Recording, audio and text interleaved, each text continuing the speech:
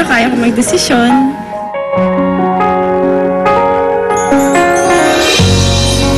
Kylie Padilla turned 19 last Wednesday, January 25. Pero Sabado pa lang, isang surprise birthday party ang inihanda ni Robin Padilla para sa kanyang anak na dalaga. Sinabay sa despedida ng mga kapatid ko kasi they're going back to Australia soon. And yun, sinabay na lang para bonggang-bongga yung party. Wala po si Mama. Si Tita Mariel, nandun po siya. Dumating sa party ang leading man ni Kylie sa bago niyang series na The Good Daughter na si Rocco Nacino. Siyempre, bilang supporter rin sa kanya, siyempre, we wanna show our support to one of our sa co-stars namin. Siyempre, leading lady namin. Pinakilala po nila si Binoy sa akin, Tito Binoy. Naging magandang usapan namin. Tsaka yung pares po kami ng trainer sa pagbuhat. So, yun nga, at least meron akong icebreaker agad at from there naging maganda yung usapan namin. Marami naman ang naiintriga sa hindi pagdalo ng rumored boyfriend ni Kylie na si Aljura Brenica. Galing ako sa Iloilo. Late na ako nakauwi. And hindi ko pa napag-aralan yung ibang sa party piece. So, paalam mo kay Kylie na hindi ako makakarating. 2 special gifts daw ang natanggap ni Kylie noong kanyang kaarawan. Isa na kaya rito ay ang regalo sa kanya ni Aljur. Hindi ko na sasabihin ko kanino. There's isa, basta. Yung isa, sabi na yun, yung isa relo. Galing kay Aljur. Secret.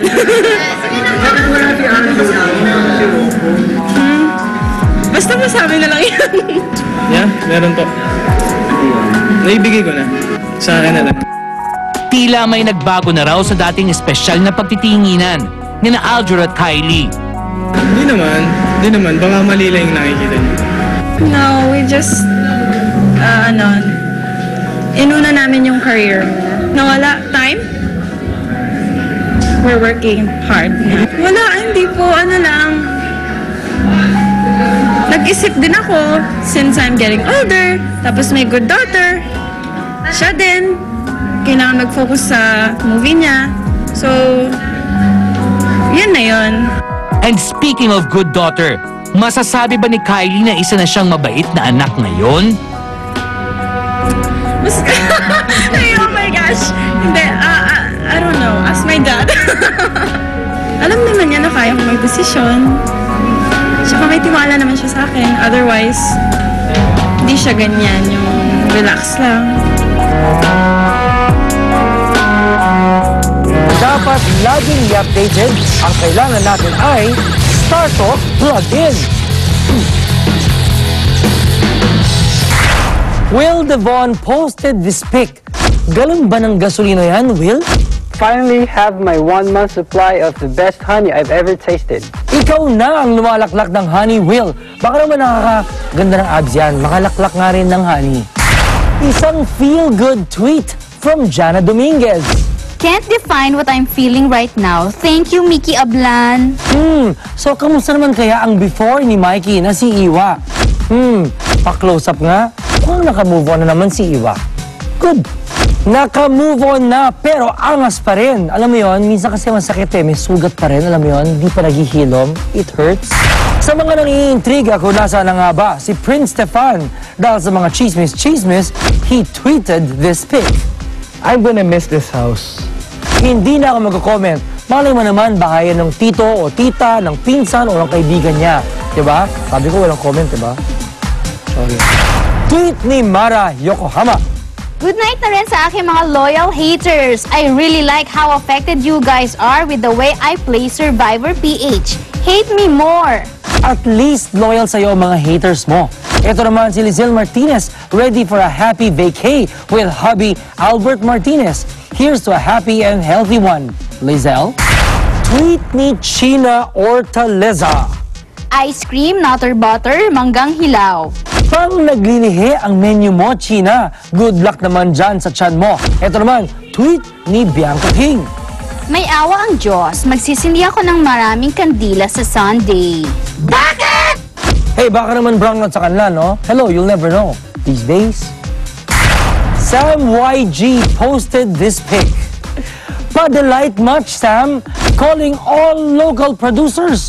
Mukhang ready na mag-bold si Sam. Joke! May pahula si Luis de los Reyes. Guess who came to visit me tonight? Si Enzo Pineda. Sino ba? Uy, pakilig si Luis. Kilig naman kayo. Tweet ni Gab Valenciano. I wish I met you in another life. Eh Gab, paano kung in another life, lalaki naman siya? Tweet naman ni Fabio Ide. Wala na akong boses. Okay lang, Fabio. May mukha at katawan ka naman.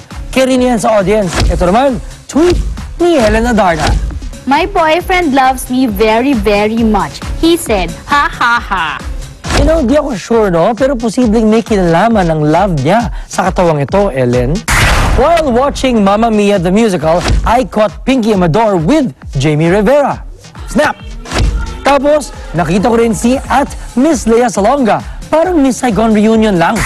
Also caught Frankie Pangilinan na nakatingin sa akin. Alam mo, personally, mas magaling pumili ng guy si Frankie kasi sa akin siya nakatingin. Thank you to John Pagadugan for my grooming, Alex Carbonell for my hair. I'd like to thank Mundo by Crossings, Foldo Nang, Fila, Tom Ford, and D-Squared Eyewear for my eyewear. We'll always keep you updated. Tuloy-tuloy po ang pag-follow twitter.com/officialtimyap. Ask me about anything under the sun and about your favorite stars at pipilitin kong sagutin lahat ng mga tanong nyo. This is Tim Yap, keeping you updated all the time. Unplugging.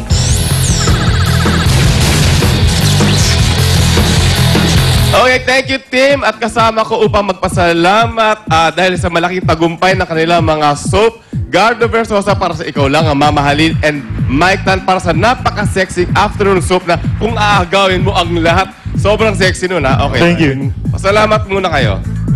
Maraming salamat po sa lahat ng mga tumangkilik at tumatangkilik pa rin po ng Ikaw Lang Ang Mamahalin. Huwag po kayong bibitiw, 2 linggo pa po. Maraming salamat po. Okay, Mike? Yes, iniimbitahan ko po kayo lahat na patuloy na subaybayan ng Kung Aagawin Mo Ang Langit. Last week na lang po namin. Pagkatapos nun, abangan nyo po yung legacy. Gusto ko lang din po... nag-overlap ha? Nag-overlap. 2 soap. Okay.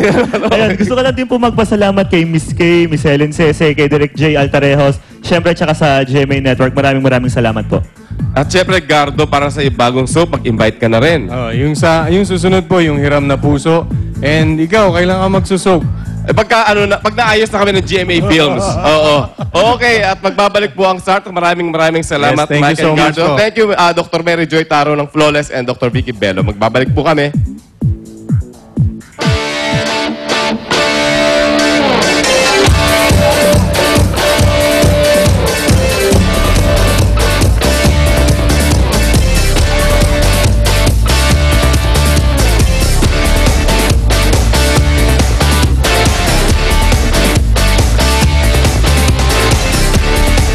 Na Ogie Alcacid at Regine Velasquez na si Baby Nate. Nabinyagan na. Ang susunod na gagawin ni Baby Nate, commercials na nga ba? He's too tiny. Meron, sa totoo lang meron talaga.